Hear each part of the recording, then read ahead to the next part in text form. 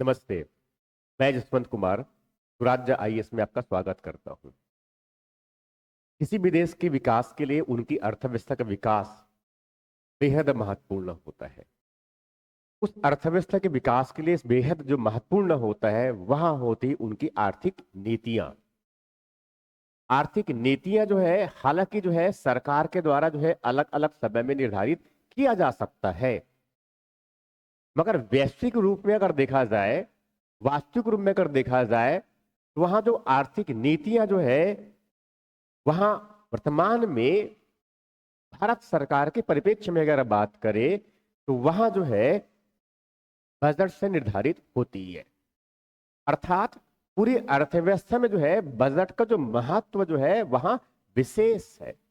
विशेष इस वजह से है क्योंकि उसमें सरकार जो है, भारत की जो सरकार है, वहां अपनी आर्थिक नीतियों का उद्घोषणा करता है।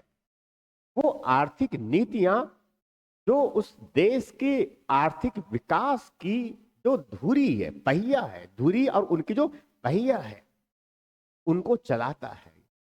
तो इस प्रकार से यहां कहा सकता है, इस प्रकार से यहां कहा जा सकता है कि उस देश की टोटली जो है विकास की जो पूरी जो जो ढांचा है वहां जो है आर्थिक नीतियों पर टिका होता है। और वहां जो नीति जो है जिनकी उद्घोषणा जो है बजट के द्वारा किया जाता है। ये आज 1 फरवरी है, 1 फरवरी 2025। हालांकि अभी हमारे पास में आगामी वित्त वर्ष प्रारंभ होने में अभी थोड़ा सा समय है, 28 दिनों का समय है, अभी हमारे पास समय है। मगर परंपरागत रूप से जो है जैसे भारत में सरकार के द्वारा जो है 1 फरवरी को भारत सरकार का बजट प्रस्तुत किया जाता है, उसके उसके पिछले दिन जो है 31 जनवरी 2025 की बात कर रहा हूं मैं, तब भारत सरकार के द्वारा भारत की अर्थव्यवस्था की आर्थिक समीक्षा सदन पर, संसद के पटल पर रखा गया। तो आज की इस छोटे से सेशन में हम भारत की जो सरकार के द्वारा आज जो बजट प्रस्तुत किया गया है उस पर कुछ बेसिक्स बातें, कुछ बेसिक्स, और उसके बाद फिर जो है एक्चुअली बजट में है क्या, उनकी प्रमुख विशेषताएं क्या है, हम उस पर बात करेंगे। ये यहाँ जो है कोई एक पर्टिकुलर एग्जाम, अभी ये जो सेशन है मेरा, यहाँ जो सेशन है हमारा, ये एक कोई पर्टिकुलर एग्जाम के लिए ही बस पर्याप्त, एग्जाम के लिए जो है महत्वपूर्ण ऐसा नहीं है। सामान्य उपयोग के लिए भी अगर समझना चाहें भारत की अर्थव्यवस्था को तो भी यहां बहुत महत्वपूर्ण है। अब थोड़ी सी पहले हम बेसिक्स क्लियर कर लेते हैं ये, ठीक है। बजट बजट जो है बजट जो है सामान्य भाषा में इनको अगर कहें तो बजट जो है इसके बारे में जो है भारत के संविधान में प्रावधान किया गया है। ये बजट के संबंध में जो है भारत के संविधान में भी प्रावधान किया गया है। ये भारत के संविधान में जो बजट के बारे में जो उल्लेख है वहां संविधान के एक अनुच्छेद, इस बजट के संदर्भ में जो बातें हैं वह संविधान के एक अनुच्छेद है, अनुच्छेद 112 संविधान में, जिनमें बजट के बारे में जो बातें कही गई है, बजट शब्द तो वहां प्रयोग नहीं किया गया है, मगर इसमें एक शब्द प्रयोग किया गया है वार्षिक वित्तीय विवरण, अर्थात एनुअल फाइनेंशियल स्टेटमेंट, ये शब्द का प्रयोग किया गया है संविधान के अनुच्छेद 12 में। भारत के संविधान में जो है, संविधान में जो है बजट का ढांचा भी दिया गया है, मगर अभी मैं संवैधानिक दृष्टिकोण से वो ढांचा किस प्रकार के हैं मैं इसके बारे में बात नहीं कर रहा हूं। मैं शुद्ध रूप से अगर देखा जाए तो आर्थिक दृष्टिकोण से जो है हम इस बजट को समझेंगे। अब इस बजट में जैसे मैंने बताया कि संविधान के एक अनुच्छेद है, अनुच्छेद 112, तो स्वाभाविक है पहली थोड़ी सी हम बेसिक समझ लेते हैं इनमें कि बजट आखिर होता क्या है। तो एक्चुअल में बजट में जो है, एक्चुअल में बजट में जो है एक्चुअल में बजट में जो है एक तरफ प्राप्ति होती है और दूसरी तरफ उनकी व्यय होते हैं।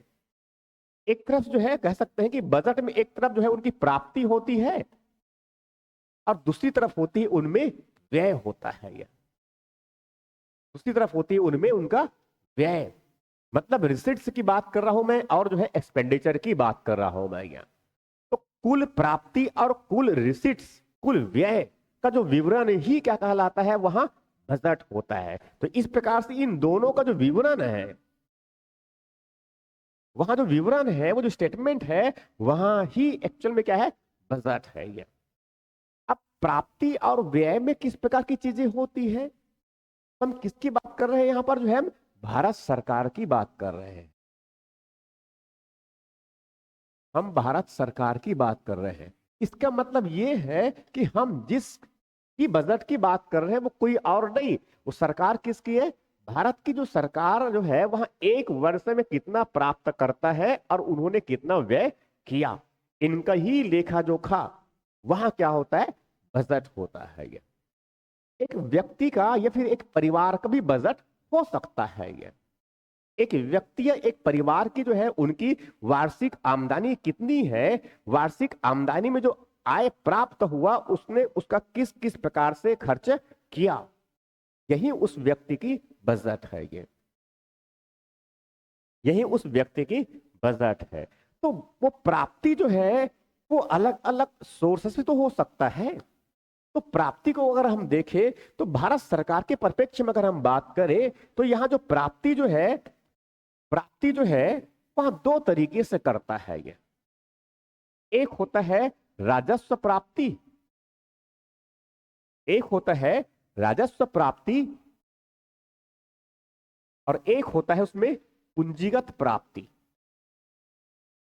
मैं कोई परिभाषा देने यहां पर अभी नहीं आया हूं, ठीक है। तो राजस्व प्राप्ति का मतलब ये हुआ कि सामान्य रूप से अगर हम समझे तो जो जो करों के माध्यम से, चाहे वह प्रत्यक्ष कर हो चाहे वह अप्रत्यक्ष कर हो, टैक्स, चाहे वहां जो है डायरेक्ट टैक्स हो चाहे वहां नॉन डायरेक्ट टैक्स हो, तो एक प्रकार से जो है वहां टैक्स रेवेन्यू और कुछ जो है नॉन टैक्स रेवेन्यू, मगर वो एक्चुअल में क्या है, वो राजस्व है, उसकी प्राप्ति। तो इनमें जो है एक तरह से कह सकते हैं, फिर से अगर आगे बढ़ जाएंगे तो इसमें जो है कर राजस्व और जो है गैर कर राजस्व,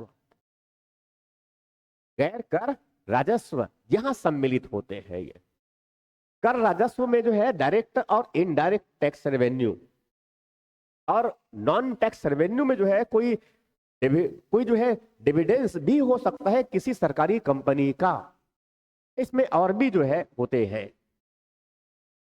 इस इन्वेस्टमेंट से भी पैसा मिलते हैं, विनिवेश से जो पैसा मिलते हैं वहां भी जो है नॉन टैक्स रेवेन्यू। या फिर इस प्रकार से दूसरी बातें और कहता हूं मैं, ये पूंजीगत जो प्राप्ति है उसमें या तो भारत सरकार ने जो कुछ जो है डिस इन्वेस्टमेंट किया, उसका पैसा मीन्स विनिवेश किसी सरकारी कंपनी को बेच दिया, सरकारी संपत्ति को बेच दिया, उससे पैसे जो प्राप्त हुआ वहां भी क्या है, पूंजीगत प्राप्ति। या फिर सरकार ने जो है कोई कर्ज लिया, वहां भी पूंजीगत प्राप्ति। सरकार ने किसी को कर्ज दिया था, उसकी वापसी, कर्ज की वापसी। तो इस प्रकार से प्राप्ति तो इस प्रकार से जो है राजस्व प्राप्ति और पूंजीगत प्राप्ति में हो गया। वैसे जो है जो व्यय होता है, व्यय, तो व्यय में अगर देखें तो यहां भी दो ही स्थिति में आएंगे, एक होगा इसमें राजस्व व्यय, एक होंगी इसमें जो है राजस्व व्यय रेवेन्यू एक्सपेंडिचर, एंड दूसरा जो होगा वहां होगा पूंजीगत व्यय, वहां होगा पूंजीगत व्यय। सैलरी, पेंशन, मजदूरी, सब्सिडी, डिफेंस, ब्याज देने में जो हम खर्च करते हैं, पेंशन देने में जो खर्च करते हैं, वो सब के सब रेवेन्यू एक्सपेंडिचर होता है, ये राजस्व व्यय होता है। मतलब जिससे किसी प्रकार से कोई पूंजी का निर्माण नहीं होता है वहां होता है राजस्व व्यय, जबकि जो है जिससे किसी प्रकार के पूंजी या संपत्ति का निर्माण हो रहा है, कैपिटल फॉर्मेशन जब हो रहा होता है, तब वहां होता है पूंजीगत व्यय। तो इस प्रकार से अगर देखा जाए तो बजट में जो है मुख्यतः यही उनकी बेसिक्स होती है, बजट में जो है यही उनकी बेसिक्स होती है। अब जैसे मैंने बताया जैसे मैंने बताया कि भारत सरकार ने जो है अभी आज ही, भारत सरकार ने जो है आज ही मतलब जो है इस तरह से हमारे जो वित्त मंत्री है श्रीमती निर्मला सीतारमण, उन्होंने भारत की संसद में भी, लोकसभा और राज्यसभा में उन्होंने बजट पेश किया। बजट तो पेश हालांकि जो है वित्त मंत्री ने किए हुए हैं, मगर ये बजट जो पेश करवाता है वो कौन करवाता है? भारत के राष्ट्रपति, भारत के राष्ट्रपति। तो इस प्रकार से जो है संसद में जो है, सदन में जो है, संसद के सदनों में बजट पेश करवाने की जो जिम्मेदारी होती है, पेश करवाने की जिम्मेदारी भारत की राष्ट्रपति की होती है, जबकि प्रस्तुत जो करते हैं बजट वह भारत के वित्त मंत्री करते हैं। तो इस प्रकार से आज हम बात कर रहे हैं भारत सरकार की बजट 2025-26 की। 25-26 का मतलब ये हमारा वित्त वर्ष है, ये हमारा जो है वित्तीय वर्ष है। वित्तीय वर्ष कहने का मतलब ये हुआ एक्चुअल में इसमें कि 1 अप्रैल 2025 से लेकर के 31 मार्च 2026 तक ये हमारी वित्तीय वर्ष है। तो इसी वित्तीय वर्ष में जो है हम कितना प्राप्त करेंगे, चाहे राजस्व के रूप में हो चाहे पूंजी के रूप में हो, और हम कितना खर्च करेंगे, चाहे राजस्व के रूप में हो चाहे वहां पूंजी के रूप में, पूंजीगत व्यय के रूप में हो। भारत सरकार का यहां ही क्या होता है, उनका बजट। अब इसमें आज के जो हम इस सेशन में पूरी बजट की जो मूल विशेषताएं क्या है, ऑफिशियली भारत सरकार ने जो है उनको किस प्रकार से बताया है, अब उसमें शॉर्ट टर्म और मीडियम टर्म और लॉन्ग टर्म वो विचार क्या है, वो रणनीति क्या है जो भारत को 2047 तक विकसित भारत के रूप में स्थापित करेगा। तो एक प्रकार से यहां कह सकते हैं कि यहां जो है एनडीए 3.0 का ये पहला बजट है, जिसमें व्यापक रूप से जो है आर्थिक सुधारों के माध्यम से भारत की अर्थव्यवस्था को गति देने और मध्यम वर्ग को, समाज के, देश के जो मध्यम वर्ग है उनको उनको उनके खर्च में और बढ़ोतरी करने के लिए, उनके आय को बढ़ाने के लिए नीतिगत स्तर पर कई इसमें सुझाव दिए हैं, कई इसमें प्रावधान किए हैं। हम उस पर ही बात करते हैं, हम उस पर ही बात करते हैं। ये तो इस प्रकार से हम अब चलते हैं बजट 2026 की तरफ, उनकी देखते हैं उसमें प्रमुख विशेषताएं क्या है, उस बजट की जो प्रमुख विशेषताएं क्या है, हम उस पर चलते हैं। ये और यहां जो है ये भारत सरकार के जो है ऑफिशियल डॉक्यूमेंट है बेसिकली। ये यहां भारत सरकार का जो ऑफिशियल डॉक्यूमेंट है और जिसमें उसने बताया है कि इस बजट की जो है मुख्य विशेषताएं क्या है, बजट 2025-26 की मुख्य विशेषताएं क्या है। जैसे मैंने बताया कि यहां बजट जो है भारत सरकार में जो मंत्री, कैबिनेट मंत्री, वित्त मंत्री, उनके द्वारा प्रस्तुत किया जाता है। यहाँ जो बजट जो है ये बनाने का जो काम है वो डिपार्टमेंट ऑफ जो है इकोनॉमिक अफेयर्स, वित्त मंत्रालय में जो कई अलग अलग विभाग है उस विभाग में से एक विभाग आर्थिक मामलों से संबंधित विभाग होता है। उस आर्थिक मामलों से संबंधित विभाग में एक प्रभाग होता है, डिवीजन होता है, जिनको हम कहते हैं department of economic affairs, division of economic affairs. उस डिवीजन में जो है एक उप प्रभाग होता है जिनको हम कहते हैं बजट डिवीजन, बजट प्रभाग। उनके द्वारा जो है यह बजट तैयार किया जाता है वित्त मंत्री के नेतृत्व में। यह इसमें कई मंत्रालय, इसमें लगभग सभी मंत्रालय और सभी मंत्रालयों के विभाग की जो है इसमें एक प्रकार से उनकी जो है सबकी जो है उसमें कई अलग अलग गतिविधियों को सम्मिलित किया जाता है। ये तो इस प्रकार से अब हम आगे बढ़ते हैं। भारत सरकार की बजट के मुख्य विशेषताएं 2025-26 ये है क्या, वो है क्या, तो हम समझते हैं अब इसमें जो है कि भारत सरकार की जो है इस बजट में है क्या। एक्चुअल में अगर कहा जाए तो ये बजट जैसे मैंने बताया कि यहाँ भारत सरकार की जो है आर्थिक नीतियों की जो है एक आधिकारिक घोषणा होता है। अब यहाँ जो बजट है, आप भारत में कोई भी एग्जाम दे, सिविल सर्विसेज से लेकर के जो है स्टेट सर्विसेज और साथ में जो है छोटे से भी अगर व्यापम के भी एग्जाम अगर देते हैं तो भी यहाँ जो है बेहद महत्वपूर्ण है। चाहे प्रारंभिक परीक्षा हो, चाहे वहां मुख्य परीक्षा, विशेष रूप से साथ में जो है साक्षात की किसी भी परीक्षाओं की में जो है अगर मुख्य परीक्षा और साक्षात्कार और पूरी अगर अर्थव्यवस्था की अगर समझ आप बनाना चाहते हैं तो उनमें भारत की जो आर्थिक समीक्षा जो कल प्रस्तुत किया गया था और आज जो प्रस्तुत किया गया है भारत सरकार की यहाँ बजट, ये बेहद महत्वपूर्ण होती है। इससे जो है पूरी अर्थव्यवस्था की जो दायरा और उनकी स्थिति, दशा और दिशा क्या है, इसकी हमें एक मौलिक समझ होती है। तो हालांकि यह मेरा लेक्चर जो है थोड़ा सा लंबा हो सकता है क्योंकि मैं इसमें पूरे जो लगभग 12-13 पेजेस में है उस पूरी चीजों को मैं कवर करने वाला हूं और मोटी मोटी जो है हम उन बातों को समझेंगे कि वास्तविक में भारत सरकार की बजट तो हमें किस दिशा में जो है अर्थव्यवस्था को लेके जा रहे हैं। भारत की आर्थिक समीक्षा जो 2024-25 की है उसमें भारत की जो है सकल घरेलू उत्पाद की जो वृद्धि दर है उनको 6.4% होने का अनुमान लगाया है। साथ में जो है 2026, 2025 और 26 के लिए सकल घरेलू जो उत्पाद या फिर सकल मूल्यवर्धन जो जो जो अनुमान है वहां 6.3% से जो है 6.8% तक लगाया गया है।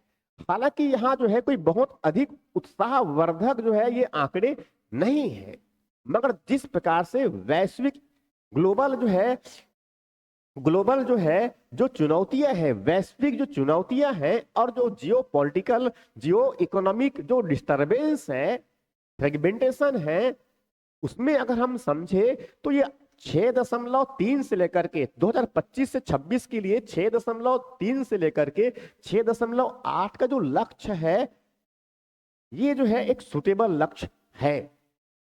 और वैसे जो है 2024-25 के जो आर्थिक समीक्षा के हिसाब से अगर देखें तो भारत के जो अनुमान, भारत के जो है सकल घरेलू उत्पाद के जो है जो वृद्धि दर है वहां 6.3%। मतलब मैं जो बातें कह रहा हूं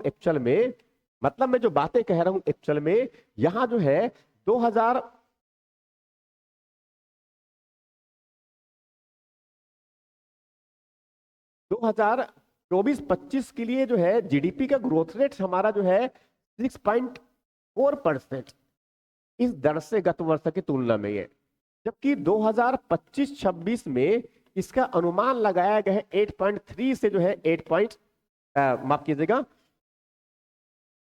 6.3 से जो है 6.8% तक की ग्रोथ में है, ये अनुमान लगाया गया है।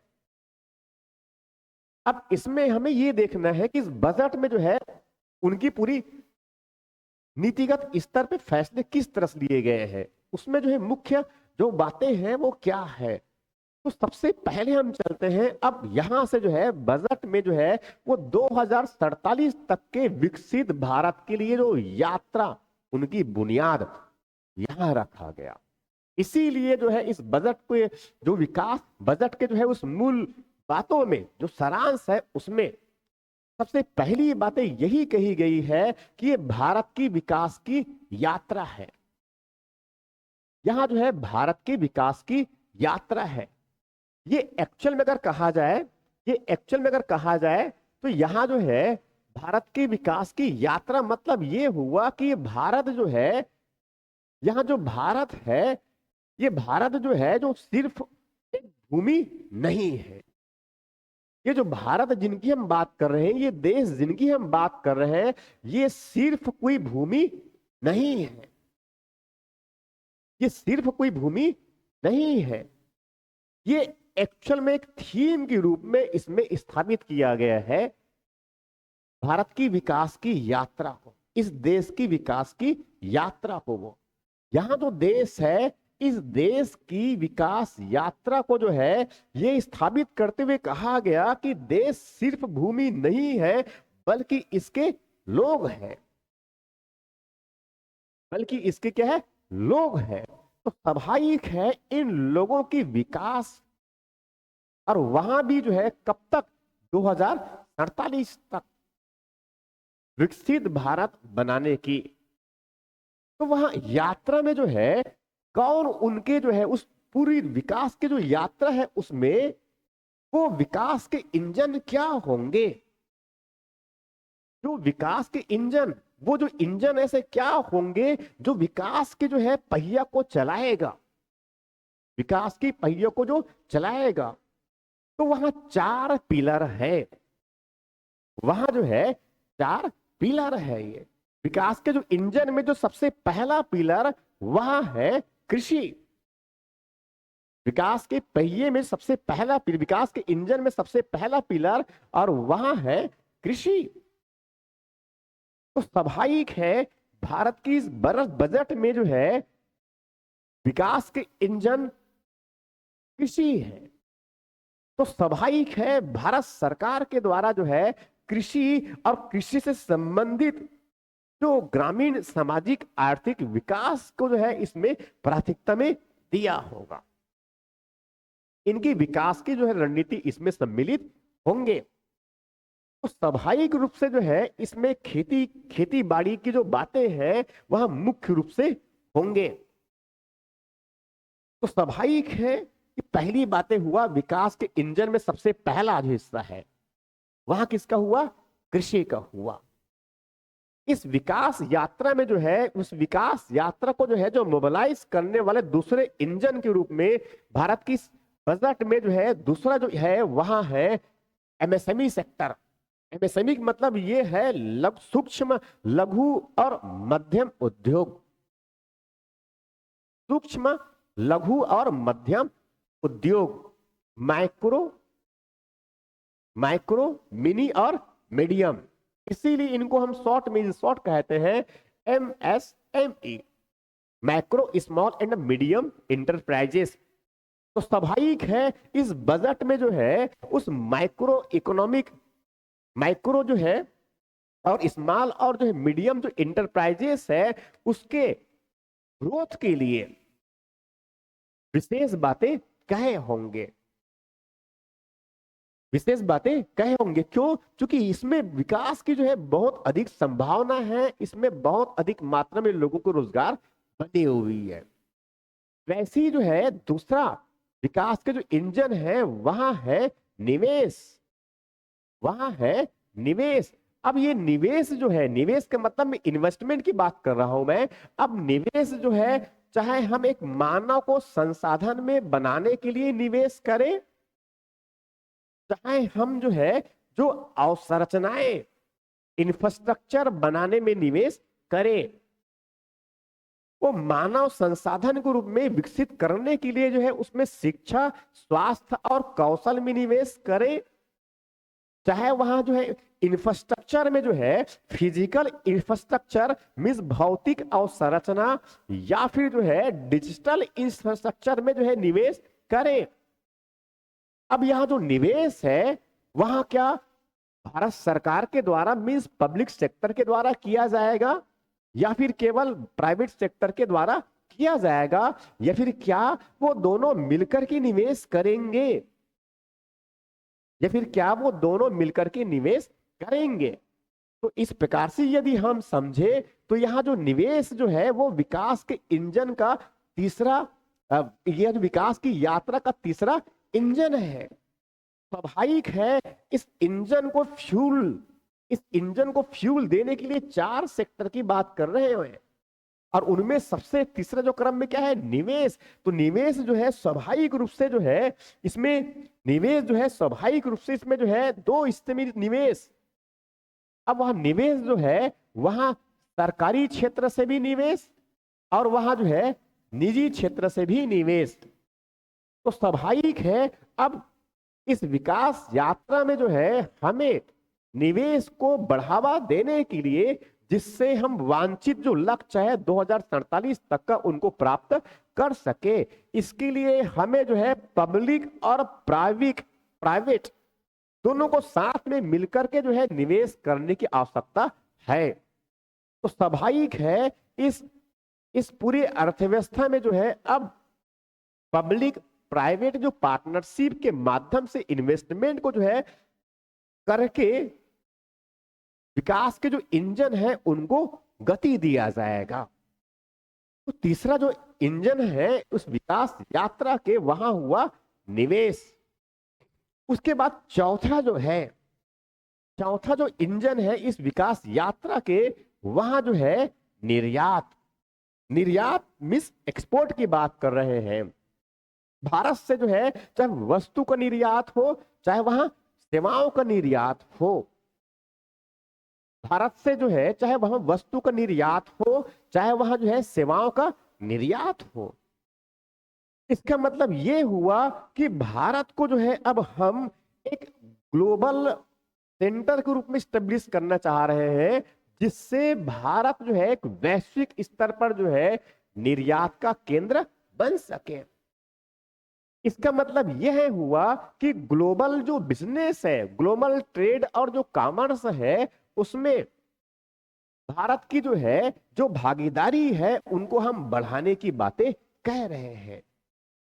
अब वो निवेश, अब वहां जो निर्यात जो है वहां जो है मर्केंटाइल जो कमोडिटीज होते हैं उनकी बात करें, चाहे वहां जो है सर्विस सेक्टर एक्सपोर्ट की बात, सेवा क्षेत्र के निर्यात की बातें करें।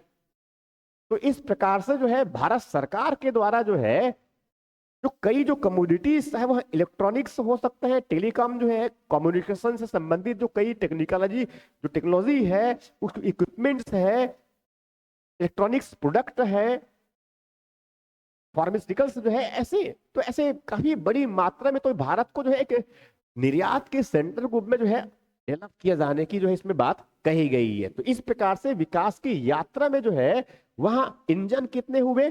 4।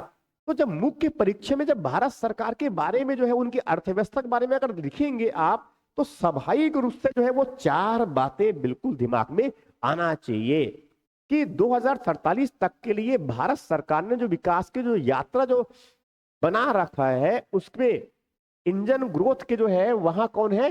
कृषि, एमएसएमई, निवेश और निर्यात। इसके माध्यम से जो है, इसके माध्यम से ही अब इसमें ये जो 4 सेक्टर बताए मैंने जो विकास के इंजन के रूप में काम करते हैं, तो इस इंजन को जो है फ्यूल देने का जो काम कौन करेगा? इस इंजन को जो है फ्यूल देने का जो काम है वो कौन करेगा? इनको फ्यूल देने के लिए सबसे इंपॉर्टेंट किया जाएगा इसमें सुधार। इनको फ्यूल देने के लिए जो है उस विकास यात्रा में ये तो 4 इंजन हो गए, हमने 4 उसमें इंजन लगा दिया जो अर्थव्यवस्था का जो पहिया है उनको चलाएगा। इस अर्थव्यवस्था की पहिया को चलाने के लिए जो है, इस अर्थव्यवस्था की पहिया को चलाने के लिए हमने इस प्रकार से क्या है, इस प्रकार से हमने क्या किया है इसमें? ईंधन। तो ईंधन क्या है? तो वो क्या है? सुधार, रिफॉर्म और रिफॉर्म, तो रिफॉर्म फिर परफॉर्म। तो इस प्रकार से जो है एग्जैक्टली अगर देखा जाए तो भारत सरकार जो है वह सुधारों के माध्यम से जो है इस इंजन को फ्यूल देना चाह रहे हैं। इसका मतलब यहां हुआ कि भारत सरकार जो है अर्थव्यवस्था के कई क्षेत्रों में वहां सुधार करने जा रहा है।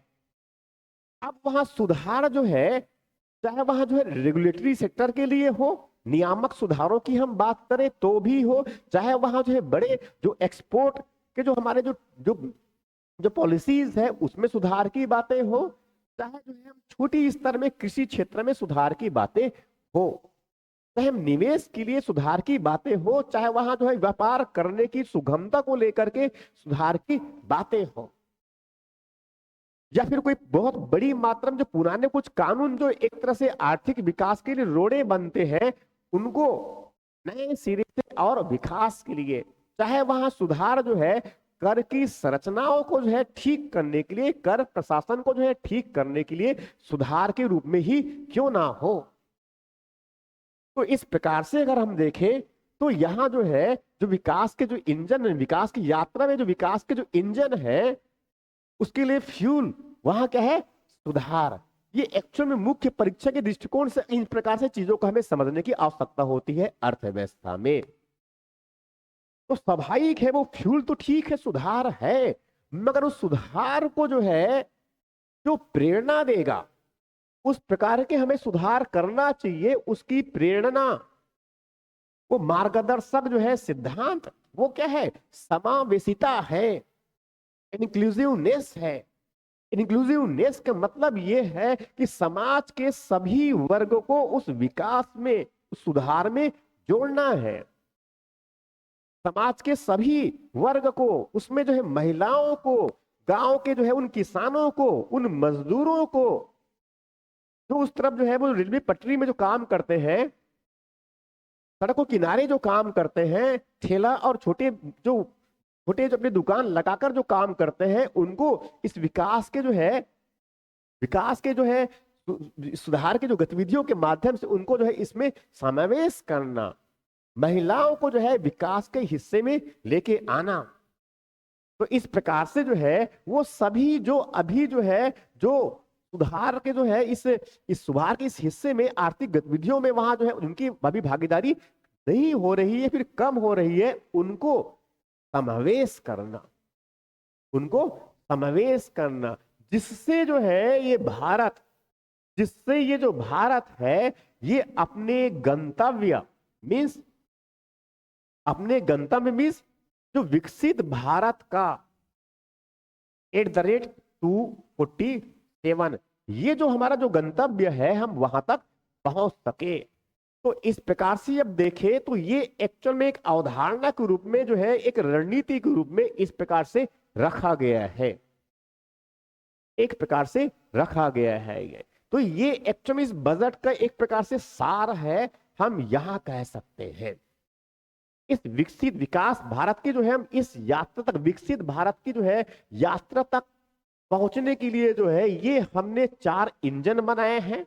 कृषि सबसे पहले, सबसे महत्वपूर्ण रूप से, इसीलिए इनको जो है भविष्य, इनके लिए क्या है, इनको एक भविष्य का जो है इंजन के रूप में देखा जा रहा है भारत की अर्थव्यवस्था के लिए। दूसरा एमएसएमई सेक्टर, तीसरा जो है इन्वेस्टमेंट, और चौथा जो है निर्यात। ये विकास के 4 इंजन, 4 इंजन। इस इंजन को जो है जो फ्यूल देना है वहां जो है सुधारों के माध्यम से, सुधारों के लिए जो है मार्गदर्शक जो प्रेरणा है वहां है इंक्लूसिवनेस। तब जाकर के जो है हम वो जो लक्ष्य है विकसित भारत @2047 का, हम उनको प्राप्त कर सकते हैं।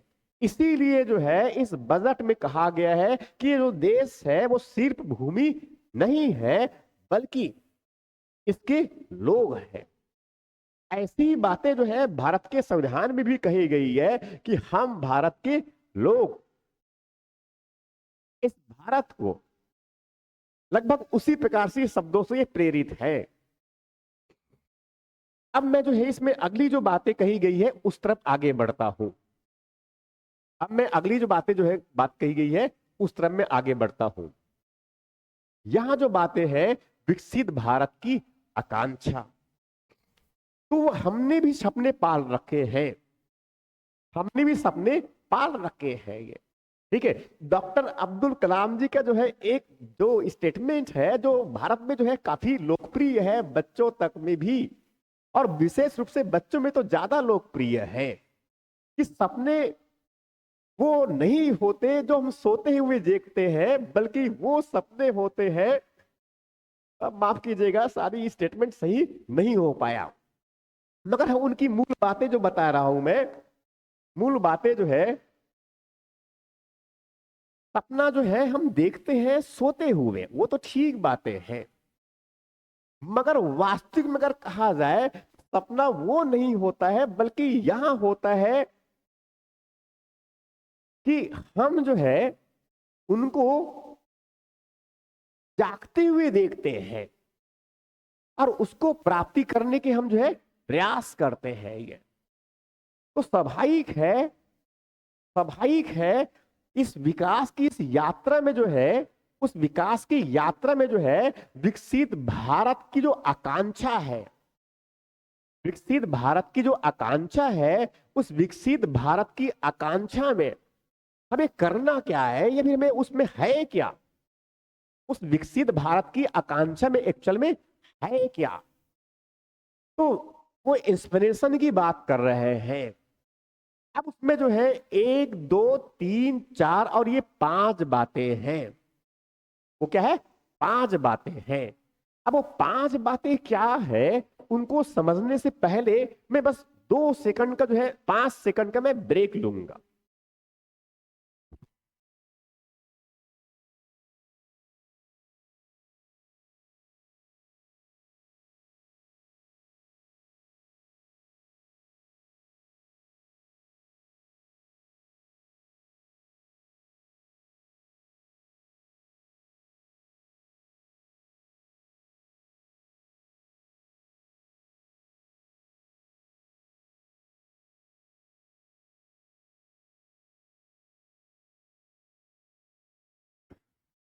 तो इस प्रकार से जो है विकसित भारत की जो आकांक्षा है, उसमें वो 4 बातें सम्मिलित, 5 बातें इसमें सम्मिलित है। तो उनको हम बारी बारी से समझेंगे, इनको हम जो है बारी बारी से समझेंगे।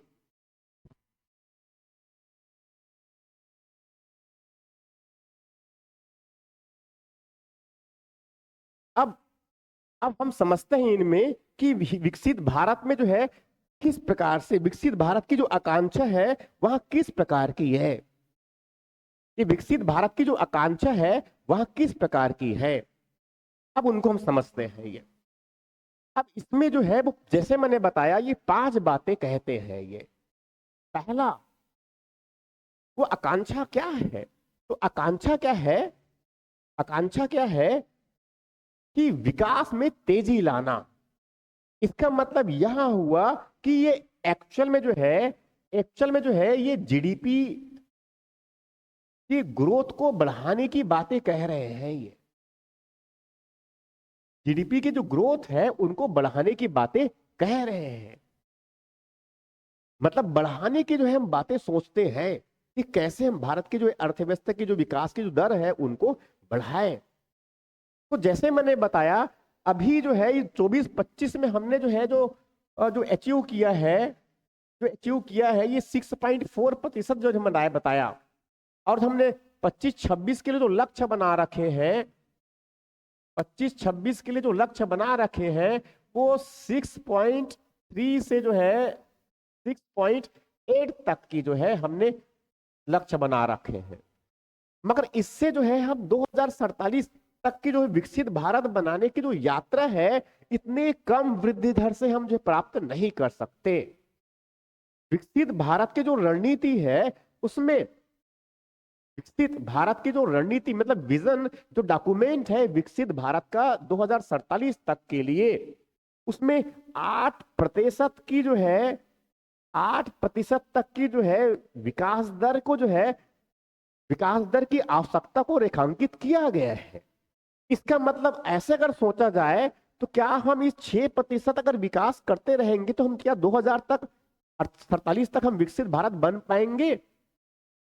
इसीलिए हम नहीं बन सकते। तो इसीलिए हमें जो है अपनी विकास की जो जो ग्रोथ है, विकास दर है, उनको बढ़ाने की निहायत ही आवश्यकता है। इस प्रकार की जो है हमें आवश्यकता, आकांक्षा है हमारी ये। दूसरा दूसरा जो है जो बातें इसमें रखी गई है, दूसरी जो बातें रखी गई है, ये तो पहली बातें हुआ। उसके बाद दूसरी जो बातें हैं वह है समावेशी विकास सुनिश्चित करना। हम विकास तो चाहते हैं मगर इसका मतलब ये बिल्कुल भी ना हो कि समाज का जो है एक बहुत बड़ा हिस्सा इस विकास के जो है धारा से वहां बाहर हो। विकास वह एक ऐसा विकास हो जिसमें सभी, भारत के सभी लोग उसमें सम्मिलित हो।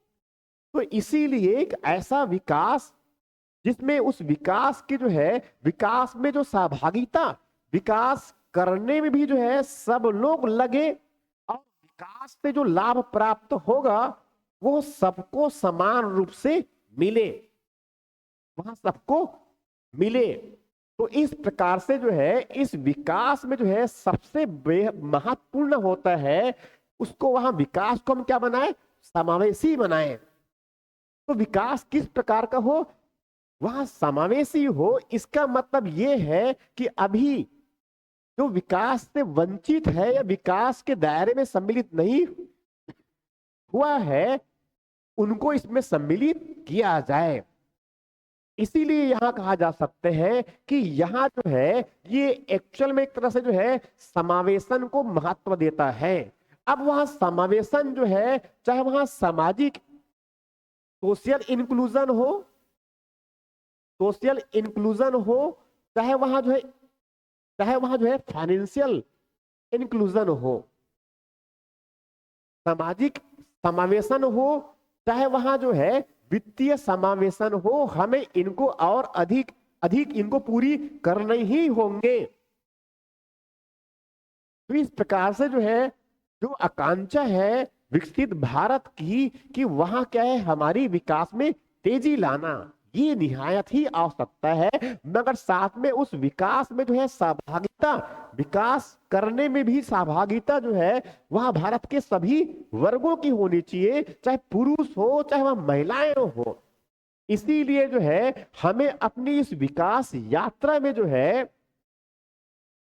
वोमेन लेड, महिला के नेतृत्व में जो है विकास की यात्रा को जो है हम निश्चित सुनिश्चित कर सकते हैं।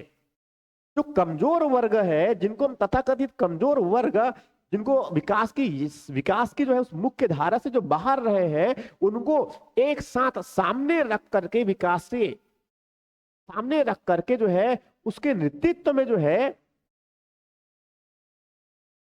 विकास की जो गतिविधियों को आगे बढ़ाना, दूसरा हिस्सा हुआ। तीसरी जो आकांक्षा है इस विकसित भारत की, वहां है भारत के बढ़ते मध्यम वर्ग की व्यय करने की क्षमता। भारत की जो है जो बढ़ते मध्यम वर्ग, मिडिल क्लास फैमिली भारत में जो है उनकी अब मात्रा बढ़ रही है। मिडिल क्लास फैमिली का मतलब यह हुआ एक ऐसा वर्ग जिनकी इनकम अभी थोड़ी बड़ी हुई है, इनकी इनकम जो है उनकी आय बड़ी है, वहां जो है आर्थिक गतिविधियों में जो है अपना कई प्रकार से योगदान कर सकते हैं। वो मध्यम वर्ग जो है कई प्रकार के छोटे उद्योगों को, स्टार्टअप और कई जो है लघु स्मॉल, माइक्रो स्मॉल और मीडियम जो इंटरप्राइजेस है उनको वहां जो है स्टेब्लिश करके वहां विकास को इंजन दे सकते हैं। साथ में जो है वहां जो मीडियम, साथ में जो है मध्यम वर्ग जो है वहां अपनी जो है उपभोग की जो मात्रा, जो कंजप्शन, जो जो जो एक्सपेंडिचर, जो एक्टिविटीज है, जो आय प्राप्त होगा, उस आय को जो है वहां आर्थिक गतिविधियों में जब खर्च करेंगे तो उससे इसका मतलब ये हुआ कि मध्यम वर्ग बढ़ रहे हैं, मतलब अर्थव्यवस्था में मांग बढ़ रहा है, डिमांड बढ़ रहे हैं। और डिमांड अगर बढ़ेंगे तो स्वाभाविक है सप्लाई अधिक करने की आवश्यकता होगी होगी और उसके लिए हमें अधिक मात्रा में मैन्युफैक्चरिंग या फिर जो है सर्विसेज प्रोडक्शन करने ही होंगे। तो इस प्रकार से जो है भारत में बढ़ते जो मध्यम वर्ग की जो आय है उनकी क्षमता बढ़ाने की आवश्यकता को रेखांकित किया गया है। इसीलिए इस बजट में मध्यम वर्ग को एक प्रकार से उनकी व्यय क्षमता को बढ़ाने के लिए उनके हाथ में अनिवार्य है कि उनके हाथ और जेब में जो है पैसे होने चाहिए। इसीलिए भारत सरकार जो है अभी आज की इस बजट में जो है उन्होंने जो है भारत सरकार ने आज की इस बजट में जो है कर छूट, पहले जो है इनकम टैक्स, ये भी जो कह सकते हैं जो टैक्स जो स्लेब होता था हमारे पास में, उसमें कई मतलब वो थोड़ा जटिल हुआ करता था, कर का थोड़ा दायरा भी अधिक था, दर भी थोड़ा अधिक था, कई प्रकार से कॉम्प्लिकेशन थे इनमें। हालांकि जो है 1 जनवरी 2000 से तब से जीएसटी लगा दिया गया है 2017 से, उसके बाद से थोड़ा सुधार तो हुआ है कर प्रशासन में, मगर अभी भी काफी समस्याएं हैं, अभी भी काफी समस्याएं हैं।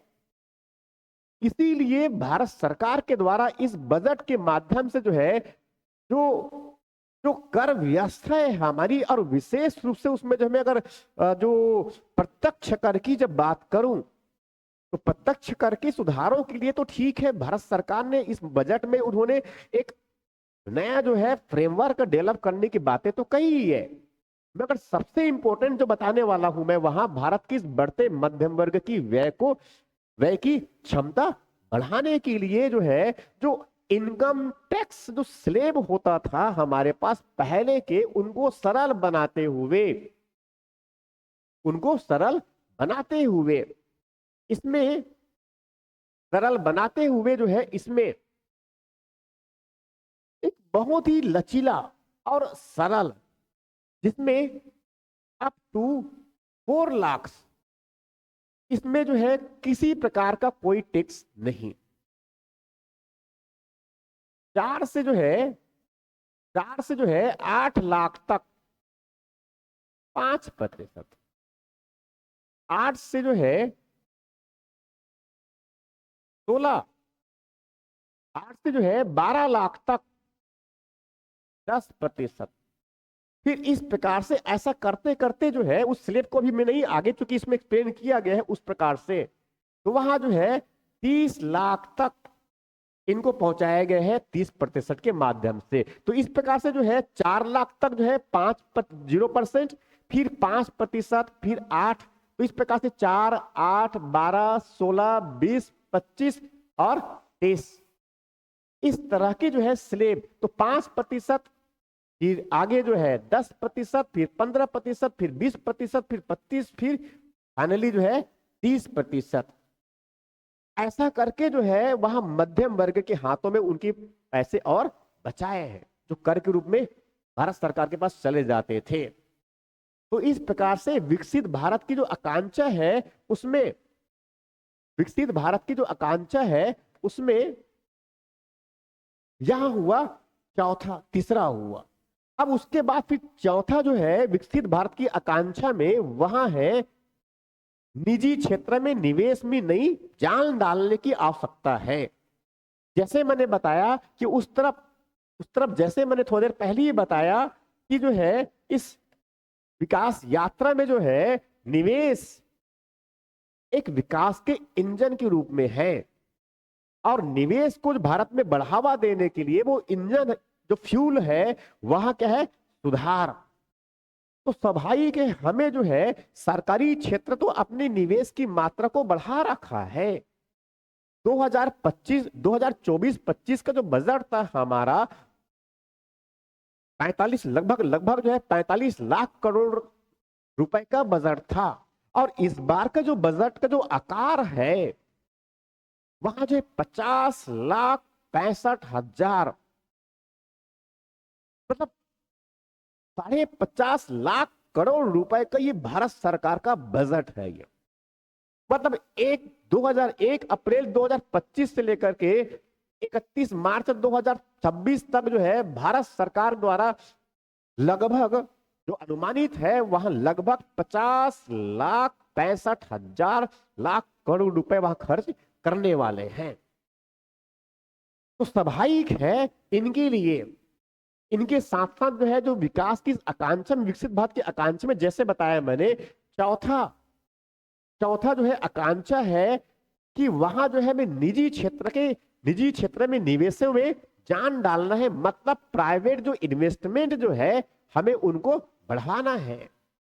भारत सरकार जो है अपने जो प्राइवेट जो इन्वेस्टमेंट है, ठीक है, चाहे वह इंफ्रास्ट्रक्चर में जो है, तो फिजिकल इंफ्रास्ट्रक्चर हो, चाहे भौतिक परिसंपत्ति वाला हो, भौतिक अवसंरचनाओं हो, चाहे वह डिजिटल इंफ्रास्ट्रक्चर हो, चाहे वह रिसर्च एंड डेवलपमेंट में हो, अलग अलग सेक्टर्स में जो है वहां अपने उस निवेश को, मात्रा को वहां बढ़ाया है। तो वैसी जो है प्राइवेट सेक्टर को भी इसमें निवेश की जो है सहभागिता होगी।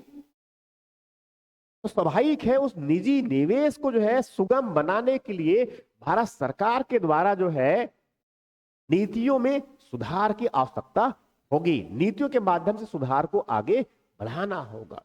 तो इस प्रकार से विकसित भारत की आकांक्षा है, उसमें निजी क्षेत्र में निवेश को जो है हमें बढ़ावा देने की आवश्यकता है। इसके बाद फिर जो है इसमें अंतिम आकांक्षा के रूप में वह है परिवारों की जो मनोभाव है उनमें उल्लास भरना। इसका मतलब यह हुआ कि भारत की जो सरकार के जो प्रयास है कि भारत में 140 करोड़ जो लोगों के जो परिवार है उनके परिवार में जो है वहां खुशियां आए, परिवार में जो है खुशियां आए। तो खुशियां लाने के लिए ही भारत सरकार ने जो है ये विकसित भारत की जो है अपनी यात्रा में सबको समावेश करने की बातें कही हुई है। तो इस प्रकार से जो है विकसित भारत की आकांक्षा में जो है ये 5 बातें हैं। मुख्य परीक्षा के लिए चाहे सीजीपीएससी के लिए हो चाहे कोई सिविल सर्विसेज के एग्जाम के लिए हो क्यों ना हो, इस प्रकार की जो रणनीति है ये बेहद महत्वपूर्ण होती है।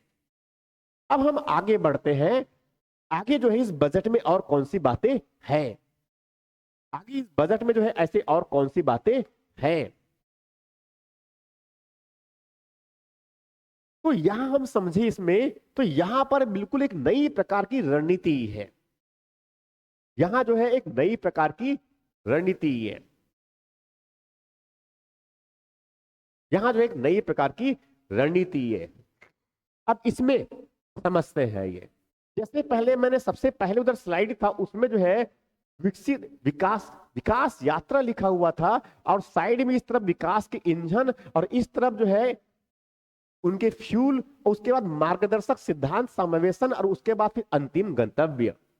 वो एक्चुअल एक पॉलिसीगत एक अवधारणा के रूप में, तो वैसी जो है अब इसमें यहां जो है एक्चुअल में अगर देखा जाए तो यहां एक्चुअल में भारत सरकार की बजट का ही हिस्सा बजट ही है जिसमें उसने जो है ये पूरी विकास जो है हम जिस विकास यात्रा की जो बात कर रहे हैं ये एक्चुअल में जो है किस पर केंद्रित होंगे, वो विकास का जो केंद्र बिंदु कौन होंगे इसको आइडेंटिफाई पहले ही कर लिया गया है, पहले ही कर लिया गया है।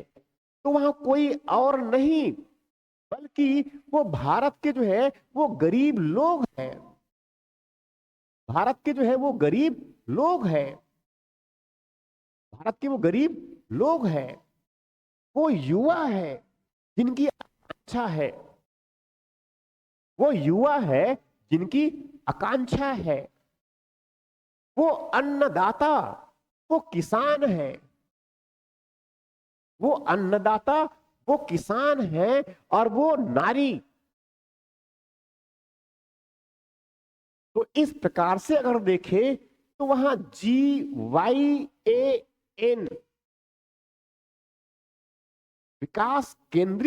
विकास की केंद्र बिंदु में जो है ये 4 है। ऐसे ही जो है रणनीति भारत की ऐसी रणनीति जो है छत्तीसगढ़ की सरकार के द्वारा जो 24-25 का जो बजट प्रस्तुत किया गया था उसमें भी इस तरह की बातें रखी गई थी और पिछले बजट का भी वहां हिस्सा पिछली सरकार पिछली जो बजट था उसमें भी लगभग इसी प्रकार की रणनीति कि अभी विकास के जो केंद्र बिंदु है इस विकास यात्रा में विकसित भारत 2047 के उनमें वो गरीब उनका विकास हो। हालांकि हमने जो है बड़ी मात्रा में जो है हमने जो गरीबों की जो इस बीपीएल से जो है जो संख्या गरीबों के बीपीएल अंडर बीपीएल जो हुआ करते थे उनसे भारत में बहुत बड़ी मात्रा में लोगों को बाहर निकाला है, मगर उतनी उपलब्धि से जो है हमें अधिक उत्साह वर्धन की आवश्यकता हमें नहीं है, खुश होने की आवश्यकता नहीं है, क्योंकि भारत में अभी भी बहुत बड़ी मात्रा में गरीबों की संख्या है।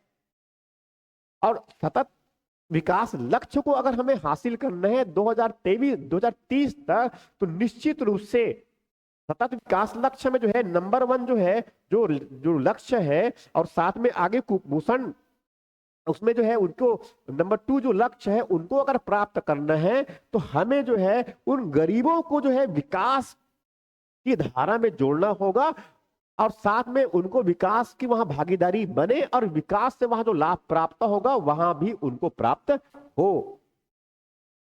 दूसरी बातें वहां क्या है, युवा। दूसरी बातें वहां क्या है, युवा। युवा का मतलब ये है, जैसा हम कहते हैं कि भारत जो है एक युवा भारत है, इसका मतलब ये हुआ कि भारत में जो है अभी युवाओं की जो है जो संख्या है वो अधिक है, इसीलिए ऐसा कहा जाता है। इसका मतलब यहां हुआ कि युवा, अब युवा का मतलब मैं केवल पुरुषों की बात नहीं कर रहा हूं, मैं जो है उन युवतियों की भी बात कर रहा हूं मैं। तो एक प्रकार से अगर देखा जाए तो इसमें जो है उनमें क्षमता ज्यादा है, इस प्रकार से उनमें देखे तो वह क्या है, क्षमता ज्यादा है। इसीलिए जो है उन युवाओं के द्वारा जो है कई प्रकार से स्टार्टअप्स और कई प्रकार के इनोवेशन करने की आवश्यकता। तो इस प्रकार से इसके जो है जो उपाय है विकास केंद्र बिंदु में वहां युवा है, इसीलिए युवा को जो है स्किल देने की बातें। उसके बाद तीसरा जो है विकास के जो केंद्र बिंदु है उनमें क्या है, वो अन्नदाता मीन्स किसान। तो किसान जो है उनका विकास हो, उस विकास की जो केंद्र, विकास यात्रा के जो केंद्र बिंदु है वहां क्या है, किसान है, वहां क्या है, किसान है। इसका मतलब यह है कि खेती बाड़ी में विकास की जो गतिविधियां हैं हमारी बढ़ा करके जो है उस किसानों की जो है विकास को सुनिश्चित करना है, उनकी आय बढ़े, उनका जीवन जो है सुखी हो, खुशहाली उनके परिवारों में आए। और चौथा जो केंद्र है, केंद्र बिंदु है, वहां है नारी। तो इस प्रकार से जो है महिलाओं का विकास, विकास की यात्रा में जो है महिलाओं को समावेश करना है, उस विकास से जो लाभ प्राप्त होंगे वहां महिलाओं को भी प्राप्त हो। इसीलिए कहा जाता है कि भारत में अब जो है वुमेन लेड डेवलपमेंट की हमने रणनीति बना रखे हैं। तो केंद्र बिंदु में इस प्रकार से जो है गरीब, युवा, अन्नदाता और नारी की विकास के उपाय में हिस्से में रूप में सम्मिलित किया गया है।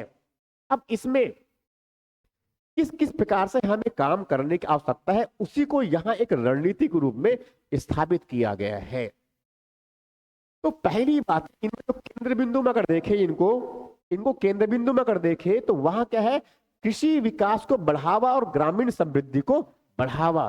स्वाभाविक है ये गांव का जो विकास वहां बिना कृषि के नहीं हो सकता, गांव का विकास जो है बिना खेती के नहीं हो सकता। तो ग्रामीण विकास के लिए, ग्रामीण समृद्धि को बढ़ाना है तो स्वाभाविक है हमें कृषि में विकास दर को बढ़ावा देना होगा। इसीलिए जैसे कि वर्तमान में कहते हैं कि वर्तमान में अगर हम कहें 69% लगभग 2000 जनगणना 11 के अनुसार में अगर देखें तो वहां भारत की जो आबादी का बहुत बड़ा हिस्सा लगभग 69% वह कहाँ है, ग्रामीण आबादी है। जनगणना 2011 के अनुसार की बात कर रहा हूं मैं ये। अभी ठीक है, हो सकता है तो वहां थोड़ा सा हो सकता है 65 तक पहुंच गया हो। ठीक इस प्रकार से ये इसीलिए जो है इसमें स्थापित किया गया है कृषि विकास को बढ़ावा देना जिससे ग्रामीण समृद्धि बढ़े। तो अब कृषि विकास को हम बढ़ावा कैसे देंगे जिससे ग्रामीण समृद्धि बढ़े, इसके लिए जो रणनीति रखा गया है इनमें वह कुछ इस प्रकार की है। जो रणनीति रखा गया है वह कुछ इस प्रकार की है। वो जो रणनीति है उनमें एक तो सबसे पहले इसमें 1, 2, 3, 4 और ये 5 कंपोनेंट इसमें रखे गए हैं। तो सबसे पहले जो है रणनीति का जो आधार बिंदु है, जो आधार वहां है बीज, सीड्स है। स्वाभाविक है खेती में सबसे अगर देखें तो सबका तो महत्व है, मगर विशेष महत्व किसका होता है, बीज का होता है। बीज यदि मान लो प्रमाणित या फिर आधार या प्रमाणित या फिर जो है वहां हाइब्रिड उच्च किस्म के अगर बीज है तो स्वाभाविक है पैदावार अधिक होने की संभावनाएं होती है यदि उनको सिंचाई और बाकी सब कुछ अनुकूल मिले। तो इसीलिए इस बजट में जो भारत सरकार के द्वारा उच्च पैदावार, कीट प्रतिरोधी और जलवायु अनुकूलन के गुणों से संपन्न बीजों की जो है लक्षित विकास और उनका जो है किसानों तक प्रचार प्रसार करने के लिए एक राष्ट्रीय उच्च पैदावार बीज mission, national high yield seeds mission प्रारंभ करने की घोषणा किया गया है। मैं इसकी बात कर रहा हूं, भैया।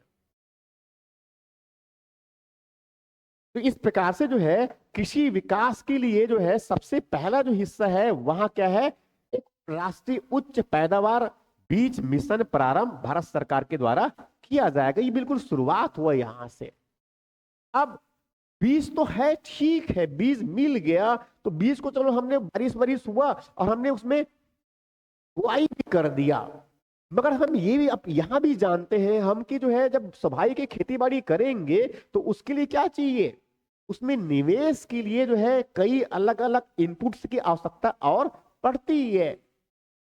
तो इसके लिए भारत सरकार ने हालांकि 1998 से जो है जो है कृषि क्रेडिट कार्ड योजना जो है प्रारंभ कर रखा है। कृषि क्रेडिट कार्ड योजना उन्होंने प्रारंभ कर रखा है। पहले जो है उसमें कुछ प्रतिशत ब्याज देने पड़ते हैं, हालांकि भारत सरकार के द्वारा उनको सब्सिडाइज किया गया है। पूर्व के जो है चरणों में अगर देखें तो उसमें जो है सीमांत, लघु और जो मध्यम जो किसान हैं उनको छूट के साथ में, इसमें जो ब्याज में छूट के साथ में उनको कर्ज इन कृषि आगत को पूरा करने के लिए फसल बुआई से पहले, फसल सीजन प्रारंभ होने से पहले यह प्रारंभ किए जाते थे। तो वो एक्चुअल में देखें तो केसीसी जो है ये पहले जो है 2.5 लाख रुपए इतने तक दिए जाते थे लघु और सीमांत और लघु कृषकों को। मगर ये 2.5 लाख का जो है ये केसीसी में बताया मैंने 1998 में जो प्रारंभ किया गया था, तो ये जो है पहले 2.5 लाख हुआ करते थे, तो अब 5 लाख तक ऋण बढ़ा दिया, मतलब 2.5 से कितना हो गया 5 लाख तक। तो सभाई की इससे जो है अब उनको बैंकों से, चाहे प्राइवेट बैंक हो, चाहे वहां सरकारी बैंक हो, चाहे वहां ग्रामीण क्षेत्रीय ग्रामीण बैंक, उनसे जो है वहां अपनी जो है कृषि आगतों, कृषि जो खर्च है, एग्रीकल्चर जो एक्सपेंडिचर है उसके पूर्ति के लिए वहां 5 लाख तक शॉर्ट टर्म ऋण, अल्पकालिक ऋण की सुविधा उनको दिया जाएगा। ये बजट में घोषणा किया है। इसमें इंटरेस्ट सबवेंशन भी मिलता है, उनको छूट मिलता है, लगभग 7% की दर से वर्तमान में होता है ये। और अगर राज्य सरकार जो छूट दिया 4 से 3% छूट, फिर 4%, और राज्य सरकार भी छूट देता है, तो एक तरह से कह सकते हैं कि वो 0% पर है गया, जीरो इंटरेस्ट पर दिया जा रहा है, और छत्तीसगढ़ में तो ऐसा है ही। तो इस प्रकार से जो है राष्ट्रीय उच्च बीज पैदावार बीज मिशन, और दूसरा जो है केसीसी के माध्यम से किसानों को और अधिक जो है वित्त उपलब्ध करवाना, रणनीति का दूसरा हिस्सा कृषि विकास के लिए। उसके बाद तीसरा जो हिस्सा है वह है भारत सरकार के द्वारा जो है प्रधानमंत्री धन धान्य कृषि योजना। प्रधानमंत्री धन धान्य कृषि योजना जिला विकास कार्यक्रम, कृषि जिला विकास कार्यक्रम के रूप में यहां प्रारंभ किया जाएगा। ये तीसरी, पहला उद्घोषणा और ये पुराना है उसमें बढ़ाया गया है दूसरा उद्घोषणा, और ये तीसरा। अब इसमें एग्जैक्टली देखा जाए तो प्रधानमंत्री जो है धन धान्य कृषि योजना अर्थात कृषि जिला विकास कार्यक्रम में जो है इसमें प्राथमिक स्तर पर जो है एक पायलट प्रोजेक्ट के रूप में 100 जिलों को शामिल करते हुए इसका लाभ जो है लगभग 1.7 करोड़ जो है किसानों को मिलने को संभावना रखी गई है। तो प्रधानमंत्री धन धान्य कृषि योजना के माध्यम से जो है अभी इस वित्तीय वर्ष में जो है प्रारंभ जो किया गया है उनमें भी पायलट के रूप में 100 जिलों में इनको प्रदान किया जाएगा। तो इस प्रकार से भारत में जो है कृषि के बढ़ावा देने के लिए कृषि विकास की जो रणनीति है, उच्च राष्ट्रीय उच्च पैदावार बीज, केसीसी के माध्यम से अधिक ऋण, तीसरा धन धान्य कृषि योजना। उसके बाद जो है चौथा जो हिस्सा है कृषि विकास को जो है कृषि विकास के लिए रणनीति के हिस्से के रूप में चौथा है, वहां है कपास उत्पादकता मिशन, कॉटन प्रोडक्टिविटी मिशन। यहां भी जो है 5 वर्षीय मिशन से कपास में कृषि उत्पादकता और वरीयता में पर्याप्त सुधार मिलेगी। मतलब जो है एक जो है कपास उत्पादकता मिशन प्रारंभ करने की भी इसमें घोषणा है। तो इस प्रकार से जो है और वैसी जो है आगे जो है एक बिहार में जो है एक मसाला बोर्ड, बिहार में जो है एक मसाला बोर्ड बिहार में जो है मखाना बोर्ड, माफ कीजिएगा मखाना का मतलब वो जो खाने के लिए जो प्रयोग किया जाता है उसके उत्पादन के लिए एक बोर्ड, जिससे उत्पादन और साथ में उनका जो है प्रसंस्करण और साथ में उनका मूल्य और संवर्धन और विपणन में सुधार हो। इसके लिए साथ में जो है एफपीओ मतलब क्या होता है, फार्मल प्रोडक्शन जो ऑर्गेनाइजेशन है उनका भी संगठन किया जाएगा। तो इस प्रकार से हम देखें तो एक्चुअल में जो है ये विकास की रणनीति में कृषि विकास की रणनीति और साथ में गांवों की समृद्धि बढ़ाने के लिए जो है इस प्रकार की रणनीति बनाया गया है। उच्च पैदावार बीज मिशन, केसीसी के माध्यम से और अधिक ऋण, और प्रधानमंत्री धन धान्य कृषि योजना, कपास उत्पादन मिशन और बिहार में मखाना बोर्ड। तो इस प्रकार से यहां हुआ कृषि विकास को बढ़ावा देने और साथ में ग्रामीण विकास की समृद्धि के लिए यहां रणनीति। उसके बाद आगे अगर हम देखें, इसके बाद आगे यदि हम देखें इनमें तो वहां है खेती के विकास से संबंधित है, वहां जो है खेती के विकास से संबंधित है, वहां जो है खेती के विकास से संबंधित है।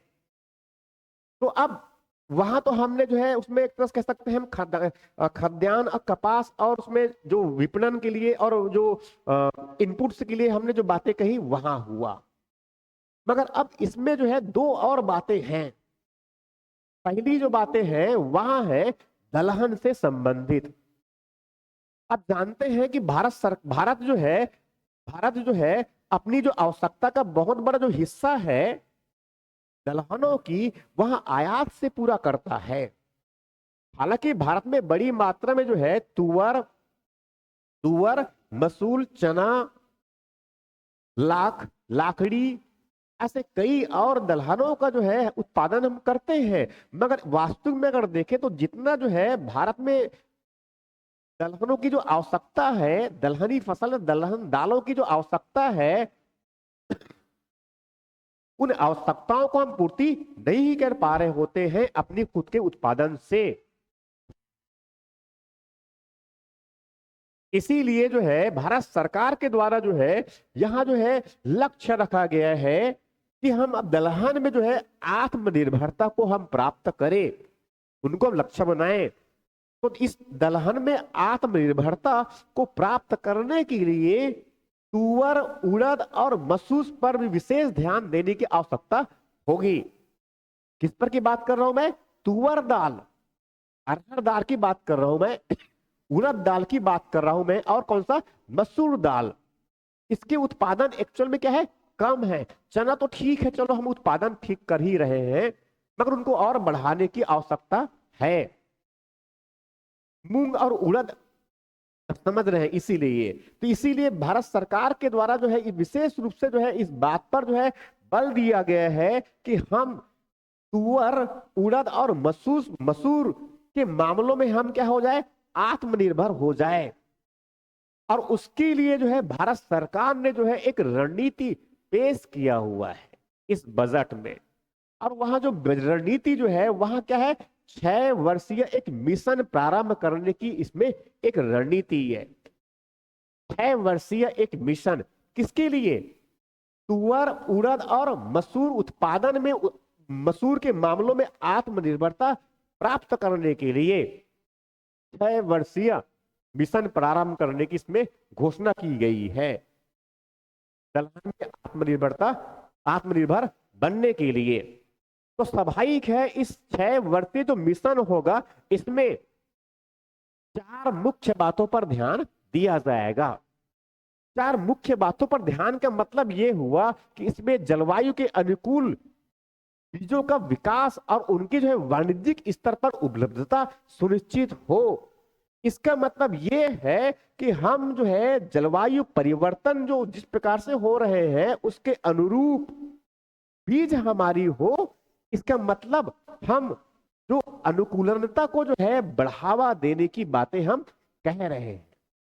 तो इस प्रकार से जो है पहला जो हिस्सा है वहां जो है जलवायु परिवर्तन के अनुकूल बीजों का उत्पादन और उनका जो है उपलब्धता किसानों के लिए वहां सुनिश्चित हो। पहली बात तो यही हुआ। दूसरा जो है वहां है प्रोटीन की मात्रा को बढ़ाना।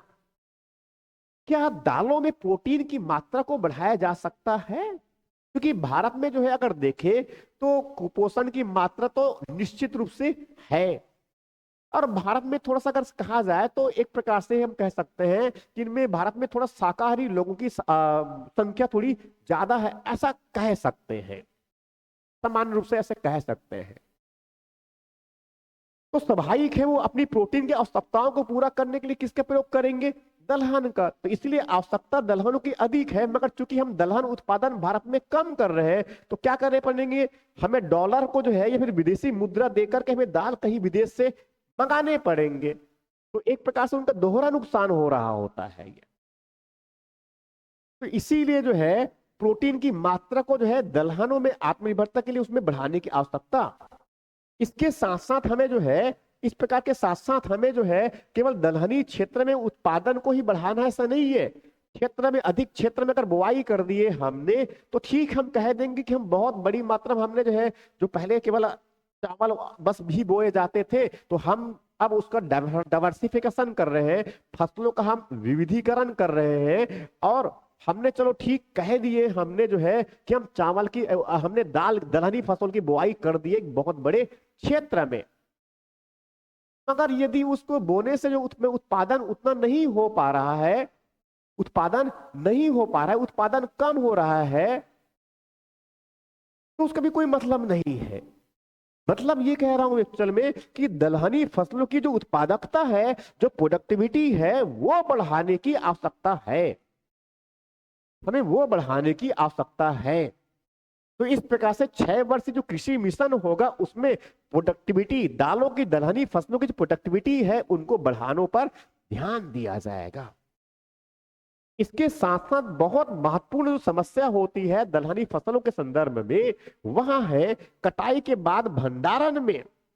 चलो हमने थोड़ी बहुत मेहनत करके हमने दाल उत्पादन भी कर दिया, चलो ठीक है। अब समस्या ये है कि हमने चलो उसमें दलहनी फसलों की कटाई किए, मगर बाद में भंडारण में उनमें सुधार और प्रबंधन, इसका मतलब हमारा जो भंडारण और जो भंडारण जो है वो हमें उसमें काफी जो है सुधार की आवश्यकता है।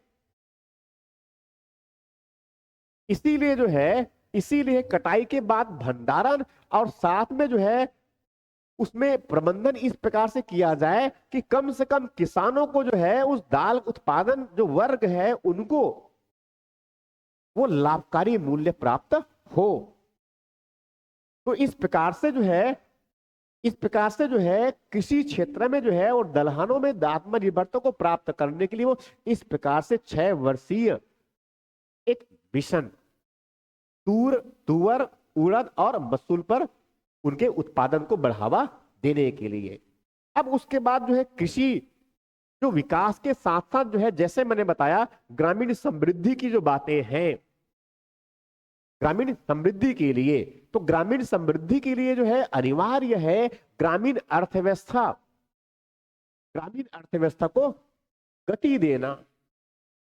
ग्रामीण अर्थव्यवस्था के जो है उसके जो है ग्रामीण अर्थव्यवस्था को जो है मोबिलाइज करने के लिए एक उत्प्रेरक के रूप में भारतीय डाक, इंडियन पोस्ट को जो है वहां हिस्सा बनाया गया है।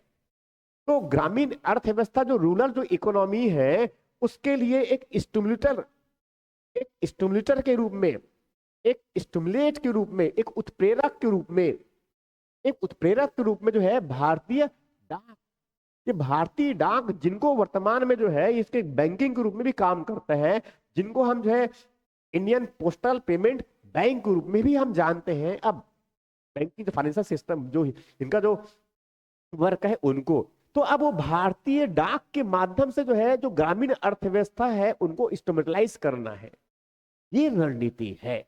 तो रणनीति में इसमें जो है 1 2 3 4 5 और 6 उनके सब पॉइंट्स है, सब हिस्से है।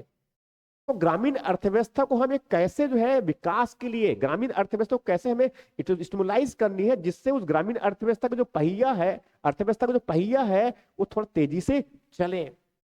उनको पकड़ के घुमाना है तो उसमें किसके माध्यम से घुमाएंगे? भारतीय डाक के माध्यम से, इंडियन पोस्टल के माध्यम से। अब जानते हैं कि पूरे भारत में जो है वो इंडियन पोस्ट बड़ी मात्रा में फैला हुआ है, तो उसके लिए करना क्या है उसकी बात कर रहे हैं ये।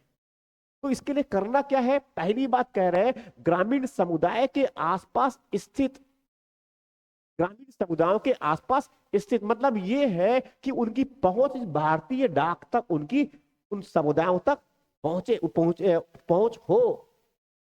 अब पहुंचने के साथ साथ इंपॉर्टेंट ये है कि भाई वो भारतीय डाक में अपनी खाता खोले, तब उनको जो है कुछ संस्थागत जो है सेवाएं उपलब्ध होंगे। तो संस्थागत खाता सेवाएं इनके माध्यम, इनके साथ साथ इसमें जो है डीबीटीज, डीबीटीज के मतलब जो डायरेक्ट बेनिफिट जो ट्रांसफर जो होते हैं, डायरेक्ट बेनिफिट जो ट्रांसफर होते हैं मींस प्रत्यक्ष लाभ हस्तांतरण जो होता है, ठीक है। इनके साथ साथ जो है केस आउट और एसएमई को पिकअप करना, ये इनकी पूरी हिस्से में है। इनके साथ साथ इंडियन पोस्टल पेमेंट बैंक के जो इंडियन पोस्ट है वहां जो है वहां सूक्ष्म उद्योगों को क्रेडिट सेवाएं और साथ में बीमा जो है उनको भी, और डिजिटल सर्विसेज। तो इस प्रकार से अगर देखें तो ये रूरल जो कम्युनिटीज है उसके आसपास क्षेत्र में इस इंडियन पोस्ट को, साथ में इसमें जो है इंस्टीट्यूशनल जो अकाउंट सर्विस है उनको भी, साथ में जो डीबीटीज के माध्यम से या फिर जो केस आउट के माध्यम से या फिर जो है जो ईएमआई के माध्यम से भी, और साथ में सूक्ष्म उद्योगों को जो है क्रेडिट सेवाएं मतलब उनको ऋण देना, बीमा और जो डिजिटल सर्विसेज है यहाँ जो है उस ग्रामीण अर्थव्यवस्था में जो है देने का काम कौन करेगा? यहाँ भारतीय डाक। तो इस प्रकार से हम यहाँ समझे, इस प्रकार से यदि हम देखें तो इस प्रकार से यहाँ भारत की जो है, भारत सरकार की यहाँ बजट है, ये भारत सरकार की यहाँ बजट है। अब इसमें आगे के जो हिस्से पर जाने से पहले जो है थोड़ी सी 1 मिनट की जो है हम ब्रेक लेना चाहेंगे।